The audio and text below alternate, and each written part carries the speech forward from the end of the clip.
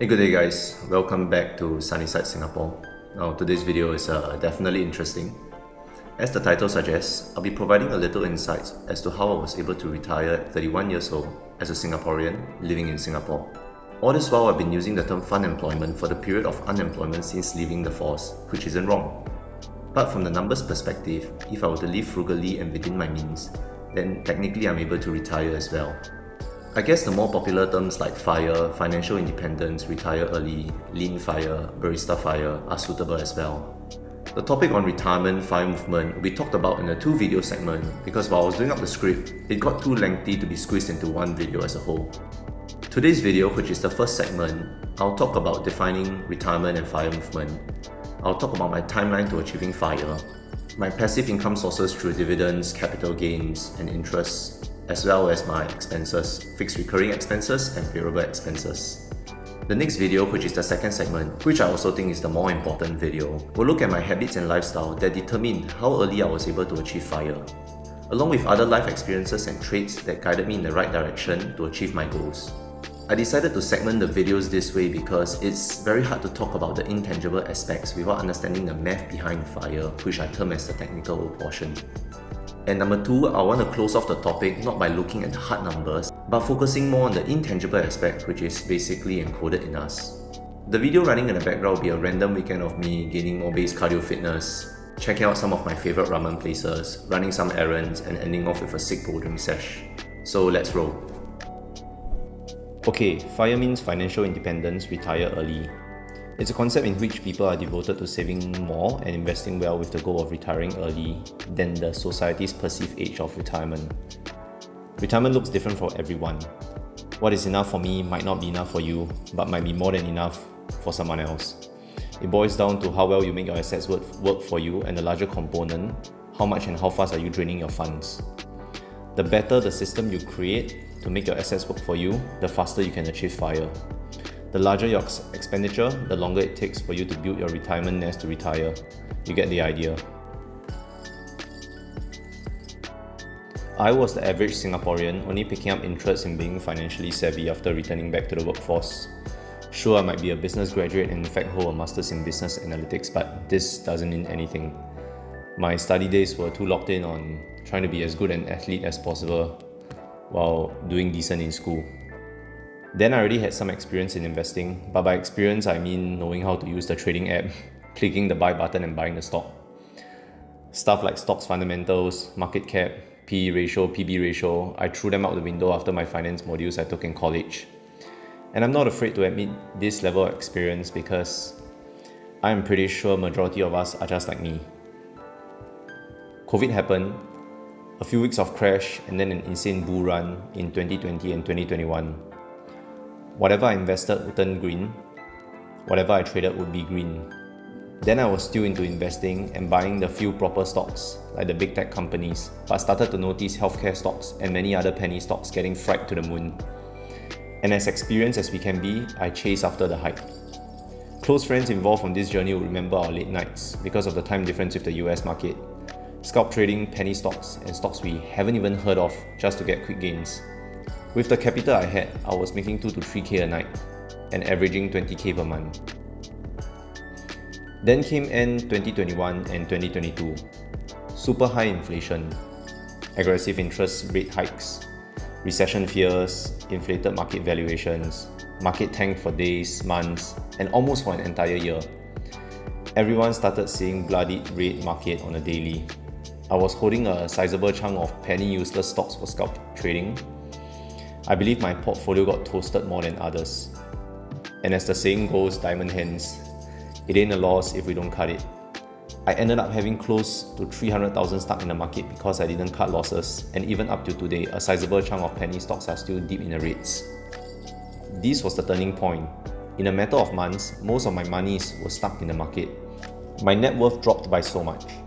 I wasn't depressed or anything, but it made me realize how foolish and irresponsible I was. Money that comes easy will go even easier.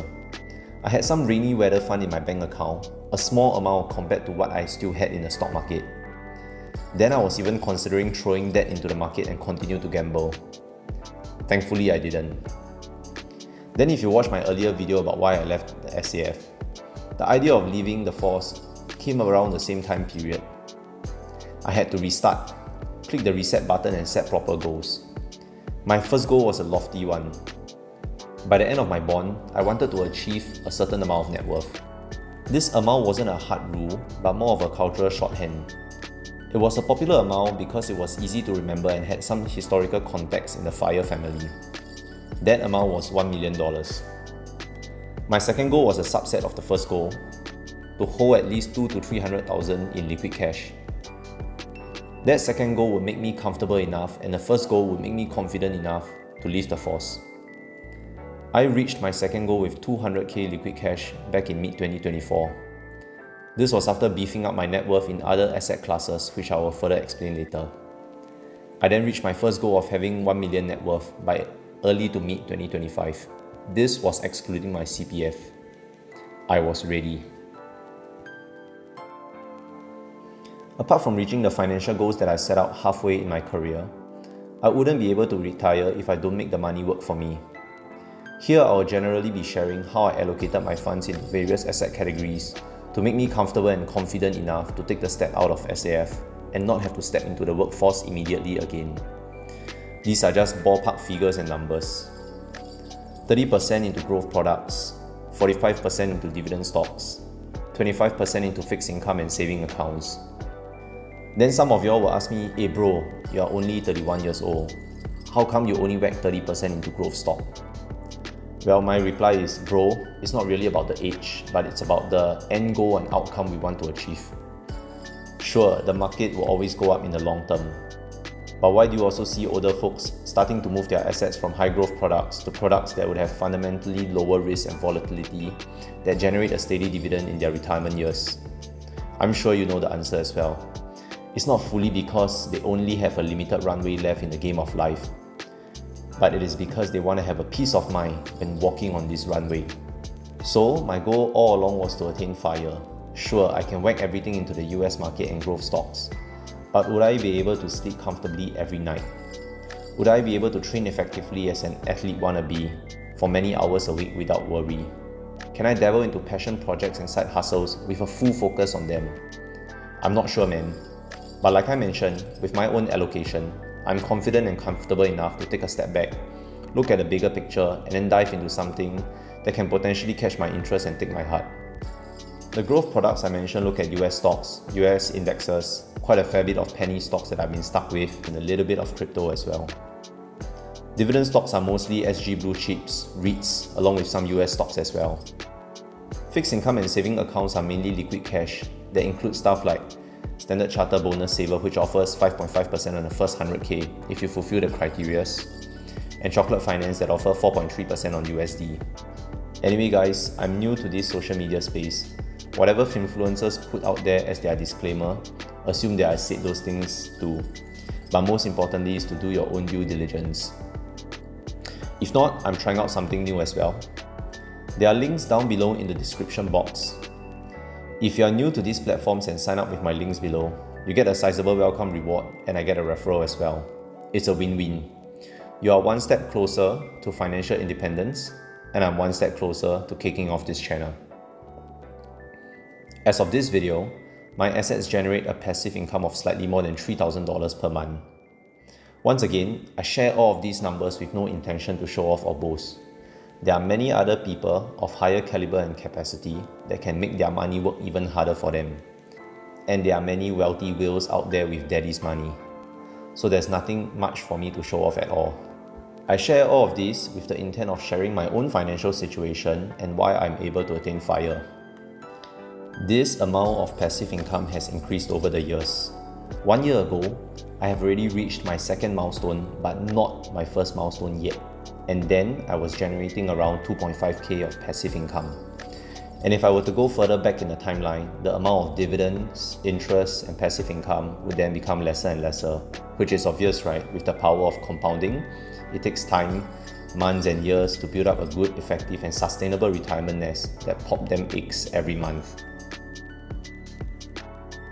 So now that I have shared quite a fair bit about my asset allocation and the income it generates, I need to make sure that my fixed recurring expenditure can be covered with my passive income and dividends. First is giving my parents allowance. And to me, this is the most important. Even more important than paying taxes to the government. Without my parents, I'm nothing. So ever since I started working, like once I signed on, I've been giving allowance to my parents. I give them $1,000 a month ever since I graduated. Recently, my mom asked me, hey, now that you're not working already, you sure you still can give us allowance or not? And I told my mom that whether I'm working or not, they are still my parents, and because of that fact, I will still give allowance. I know of a few people who give more than me, and I know of many more who give slightly lesser, and I know of some who don't give at all. At the end of the day, it's you and your parents. How you want to be filial to your parents, whether it's by giving your time, money or effort, you decide. If you're not giving any or giving barely any of these resources as compared to you spending on your own luxuries, you need to ask if you're a good son or daughter or not. Side topic, on top of allowance, I aim to bring my parents out for a meal every single week for dinner. It's my time to catch up with them and help them with any daily taskings that they need my help with. Second are my insurance. I have a few insurance, the standard accident plan, hospitalization plan, and a savings plan which I signed up many years ago when I wasn't so financially savvy. And all these added together is around $571 per month. I stack these payments together with iPayMy to clock a portion of the Standard Chartered bonus saver spend requirement. Next is income tax. I pay around $700-ish per month for income tax, and I aim to max out all incentive to reduce my payable tax, such as topping up my CPF special account. I don't top up my SRS for personal preference. Thankfully, I support my retired parents who in turn reduce my payable tax by $18,000 in total per year, a drastic amount. Thanks parents. I stack this payment together with UOB Gyro so I get around 6% cashback from the income tax I pay because of the $150K I have in their UOB One account. But their interest rates have been dropping, so I might move the cash elsewhere. From the income tax, you can get a good ballpark figure and a sense of my annual salary. There's nothing to hide. My pay package when I was in the SAF was around $160K as a 30 years old. I think I'm fairly paid and am thankful and grateful for this amount. 12 months of pay and around 6 months of bonus if you perform well. I won't dive too deep into this, maybe you can leave it for another video another time. Next, I have my car installment, which comes in at around $589 per month. The current car I'm driving is my second car, and both my first and second car are more than just second hands. They have exchanged hands for like 6, 7 and 8 times. The first car I bought was already 12.5 years, and I drove it for 2.5 years until the COE ended. My second and current car, I bought it when it was 15.5 years old, and could drive for another 4.5 years. Both are Japanese cars, very reliable. Just need to spend a few thousand on repair upon purchase to fix everything. Because it's so old and have exchanged so many hands, it's affordable, which is the key to me. The depreciation of the car is around $650 per month, which is mad for car prices these days, including a $100 monthly insurance and a $100 monthly road tax, and maybe $200 in petrol. All in, I can own a car for about $1,000 a month. End of the day, to me, a car is a car, to drive from point A to point B. I aim to keep costs low so that I can continue driving a car even during retirement. Everything above sums up to around $2,900, which just nice can be covered by my passive income. Yay! Oh wait, there's still some stuff missing. Claire and I have a joint account which we put money in for travels, housing utilities, conservancy, etc. We put in maybe $10,000 each a year because of the travel component. Lastly are my own tracked monthly expenses that I use the Seedly app to track every single month. I track every single expense, so if I were to go to 7-Eleven and buy a sports drink after my run, I would track it even if it's only $1. My mobile plan, Netflix subscription are all tracked here because they are all small expenses, so it's ineffective to park it as a segment like one of those expenses above.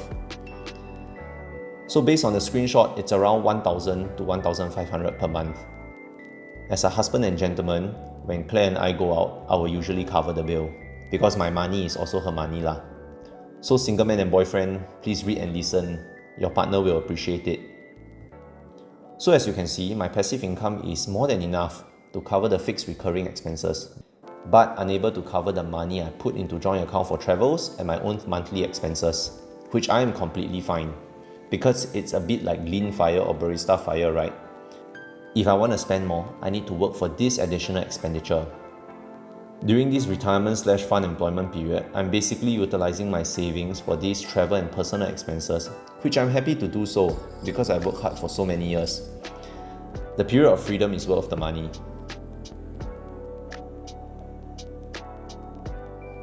Wow, wasn't expecting the video to drag so long and spend so much time on the numbers and technical details of passive income and expenditure.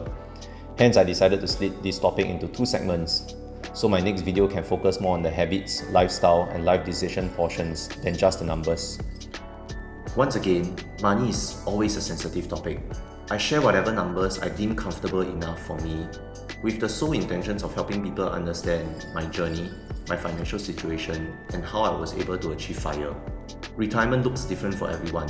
What might be enough for me might not be enough for you, but might be more than enough for someone else. Take my videos with a pinch of salt and just enjoy the content. If you have watched to the end, thank you very much for following along on how I retired at 31 years old. I hope you enjoyed the video as much as I enjoyed creating it. Don't forget to like, subscribe, and turn on the notification button as we continue with part 2 next week. This YouTube journey has been fruitful and interesting, and I'm happy to say that we have the next few videos lined up, so see you every Saturday. Until the next video, I'll see you on this sunny side of Singapore.